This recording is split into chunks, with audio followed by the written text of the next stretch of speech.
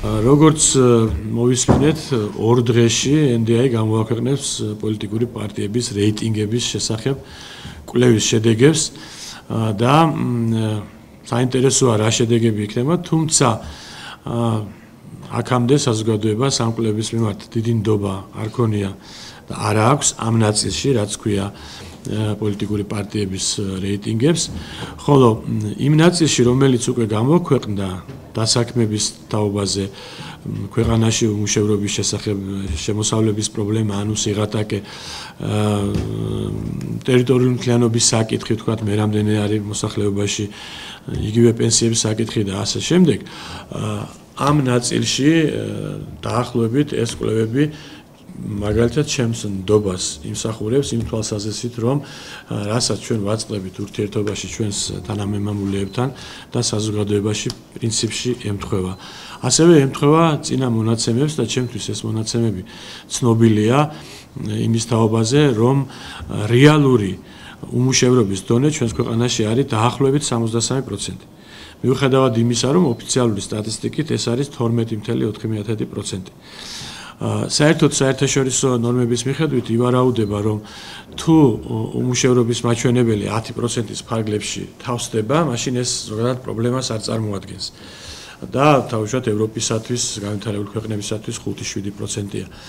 ჩვენი მაჩვენებელი 12 და 4/10 თითქოს არ არის ძალიან, ასე ვთქვათ, კატასტროფული მაჩვენებელი, მაგრამ სამწუხაროდ ეს არ ასახავს რეალობას. აქ ნაგულისხმევია თვით დასაქმებულები. და ჩვენს ქვეყანაში თვით დასაქმებულთა რიცხვი აღწევს 1 მილიონ ადამიანს. თუ შევაჯამებთ თვით დასაქმებულებს და უმუშევრებს, ანუ 12 და 4%-ს, ეს გამოდის დაახლოებით 1250-ზე ცოტა მეტი ადამიანი და ეს მთლიანობაში არის 63%, რაც ძალიან ცუდი მაჩვენებელია, რაც ნიშნავს, რომ ჩვენი მოსახლეობის და საზოგადოების 25 წლის მანძილზე მოუგვარებელი პრობლემა არის ისევ ნომერ პირველი პრობლემა. თვით დასაქმებულებში იგულისხმებიან სოფლის მაცხოვრებლები, ვისაც აქვს დაუშვათ ბოსტანი, თავისი ელემენტარული მიწის ნაკვეთი, იგივე გარემოვაჭრეები, რომლებიც საშიმშილო ლუკმას მოიპოვებენ მხოლოდ და სინამდვილეში ისინი, რა თქმა უნდა, შეკითხვაზე არიან თუ არა დასაქმებული, პასუხობენ, რომ არ არიან დასაქმებული და სინამდვილეშიც არ არიან დასაქმებული. მე ძალიან სწრაფად ვიტყვი, რომ ამ თვალსაზრისით ჩვენს პოლიტიკურ ორგანიზაციას, პოლიტიკური გაერთიანება ეროვნულ ფორუმს აქვს მკაფიოდ გამოხატული ხედვა და ეს გულისხმობს იმას, რომ მთელი ქვეყნის ტერიტორიაზე საგადასახადო ტვირთი დღეისათვის არის ერთიანი, საქმის წარმოება ერთიანად რთულია დაუშვათ რაჭაში, იმერეთის რომელიღაც სოფელში და თბილისში საგადასახადო ტვირთის თვალსაზრისით. თუმცა ზოგადად ინფრასტრუქტურის განვითარების, სერვისების თვალსაზრისით, ცხოვრების დონის თვალსაზრისით, საარსებო გარემოს თვალსაზრისით, ეს ადვილია დედაქალაქში და ადვილია მსხვილ განვითარებულ ქალაქებში. ამიტომ რეგიონებიდან მოედინება მიზიდულობის ზალი შესაბამისად ხალხი, მოსახლეობა იმისათვის, რომ როგორმე თავი გამოიკვებოს და დაისაქმოს დედაქალაქში.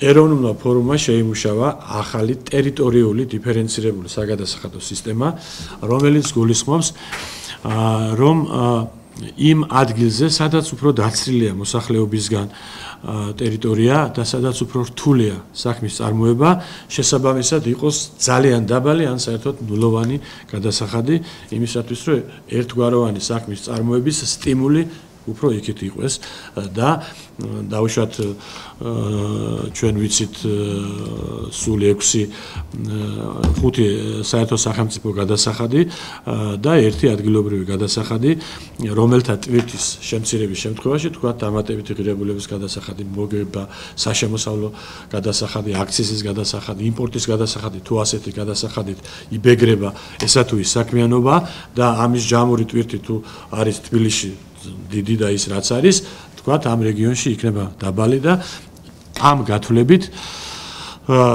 და ხელშეწყობით, რა თქმა უნდა, აქ უნდა განხილულ იქნეს ასევე მხარდაჭერა ამ პროგრამის და ჩვენს პროგრამაში შედის დაიწყეს საქმეს მხარდაჭერა, ანუ სტარტაპ პროგრამა, ასევე პროგრამა ერთი შანსი ასევე ერთი ფანჯრის პრინციპი, რომელთა ერთობლიობამ უნდა შექმნას სტიმული იმისა, რომ უახლოეს 5 და პერსპექტიულ 10 წელიწადში ნაცვლად იმისა, რომ ჩვენ გვაქვს კატასტროფულად ასიმეტრიული განსახლება და საქმის წარმოების ესეთი სურათი, რომ მხოლოდ დედაქალაქში, სადაც თითქმის ქვეყნის მოსახლეობის ნახევარია თავმოყრილი, 5 და მაქსიმუმ 10 წელიწადში ჩვენ მივიღოთ თანაბრად ათვისებული ქვეყნის ტერიტორია თავისი ადამიანური, ბუნებრივი, მატერიალური რესურსების ეკონომიკაში ჩართვის კომპონენტით. და ვფიქრობთ, რომ მხარდაჭერის შემთხვევაში ეს მოიტანს წარმატებულ შედეგებს და შეცვლის იმ მაჩვენებლებს, რომელიც უკანასკნელმა კვლევებმა გვაჩვენა. სასიკეთოდ შეცვლის. რეგიონებს გულისხმობ კომუნიკაციური რომელია და თქვენი გეგმა მაგონებს მის კანონი. დიახ. ხელშეწყობის პირობები, მაგალითად სოფლებში ხელშეწყობის პირობები. გულისხმობთ მთელ საქართველოს ტერიტორიას და ყველა რეგიონს და თვითონ ამ ახალი საგადასახადო სისტემის სათაურში მის სახელწოდებაში დევს ტერიტორიული ახალი დიფერენცირებული საგადასახადო სისტემა.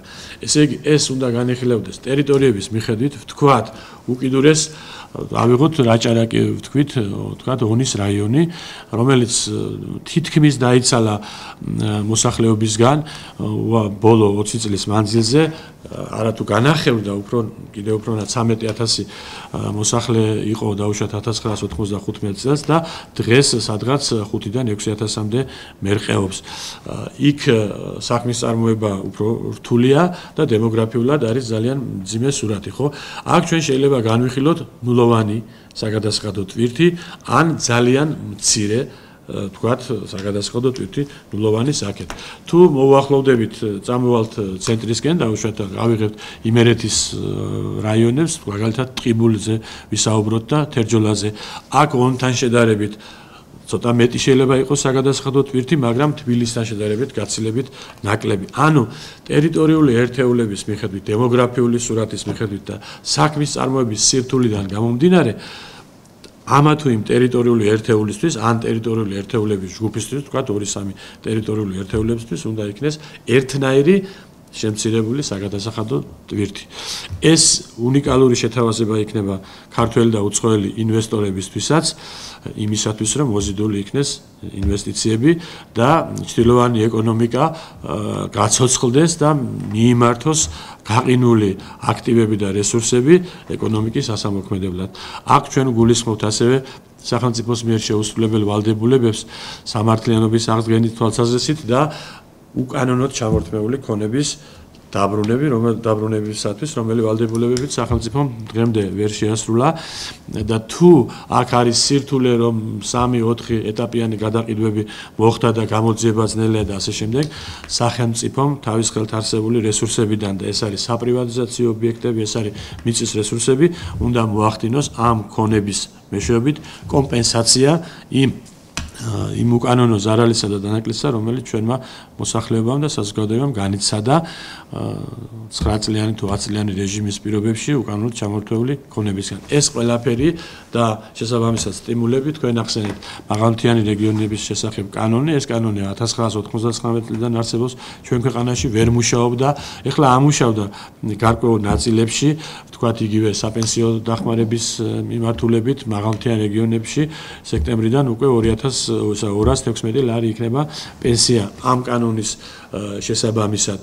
ერთი მეორესთან ერთად და სხვა მხარდაჭერილი ეკონომიკური მასტიმულირებელი პროექტების მიხედვით ინტერესი ჩვენი რომ მოსახლეობა თანაბრად გადანაწილდეს ქვეყნის მთელ ტერიტორიაზე, ანუ დემოგრაფიული სურათი შეიცვალოს და შესაბამისად შეიცვალოს ეკონომიკური აქტივობის სურათი, ეს მიზანი უნდა იქნეს მიღწეული.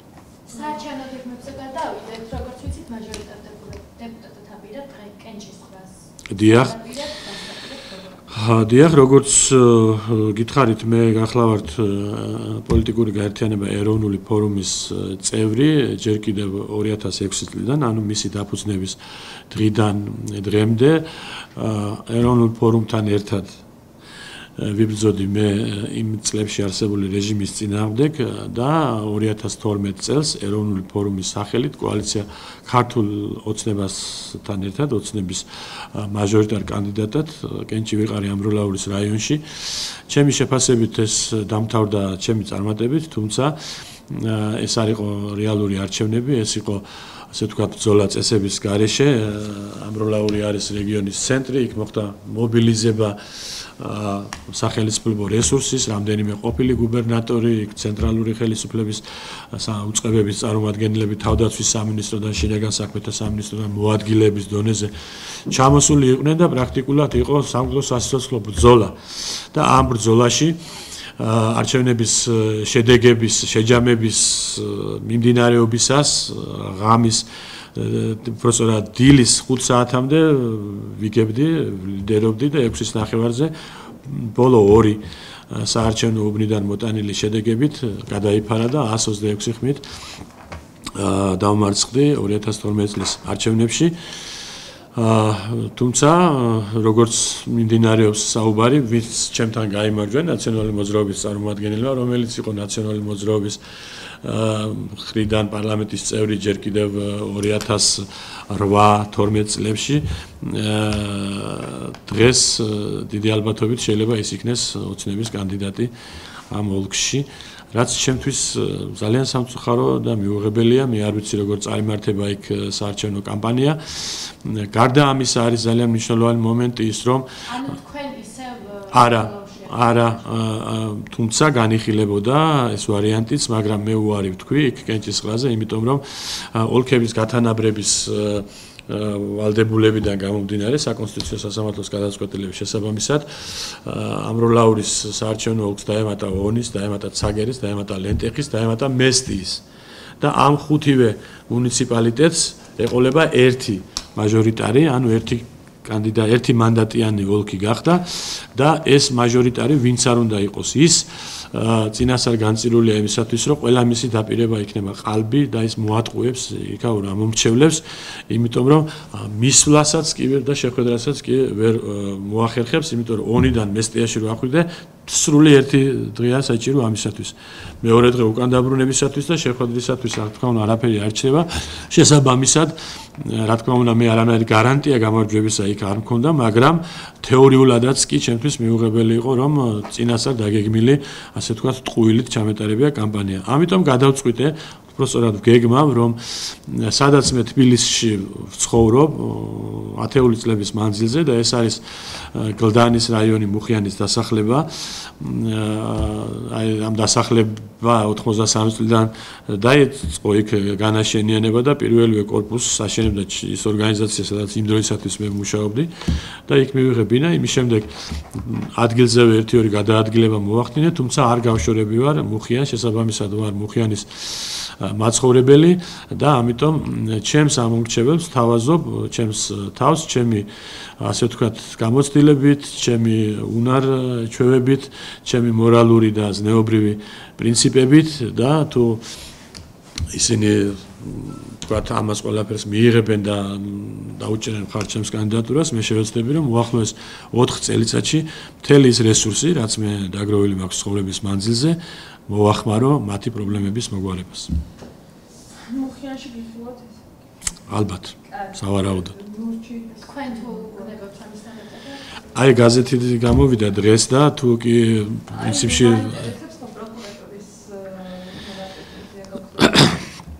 კითხვა იყო ასეთი, დიახ, კითხვა იყო ასეთი, რომ ქართული ოცნების ხელისუფლებამ რაში არ გაამართლა თქვენი იმედები, თქვენ ხომ ამ კოალიციის წევრი ვიყავით. ამ კითხვაზე ჩემი პასუხი ის არის, რომ რამდენიმე და ძალიან სერიოზული მიმართულებებით, რა თქმა უნდა, არ გაამართლა არა თუ ჩემი, არამედ საზოგადოების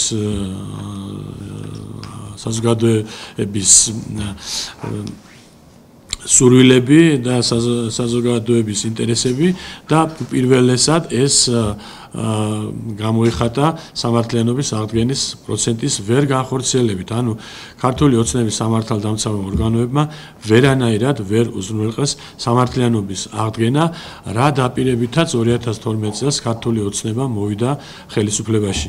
ეს ეხება უკანონოდ ჩამორთმეული ქონების დაბრუნებას, ეს ეხება ასე ვთქვათ უკანონო და აღკვეთილ თავისუფლებას ადამიანებისას, ეს ეხება უკანონო საპროცესო გარიგებებს, ეს ეხება რეჟიმის შემქმნელი პოლიტიკური ორგანიზაციის ისევ პოლიტიკურ სივრცეში, ასე ვთქვათ, ტივტივს და მათთვის სასათბურე პირობების შექმნას, რომ მუდმივად ჩვენ განიხილებოდეს ნაციონალური მოძრაობა, თითქოს ოპოზიცია ნომერ პირველი და ძირითადი ოპოზიციური ძალა, რაც ასე არ არის, ეს ყველაფერი ჯამურად იყო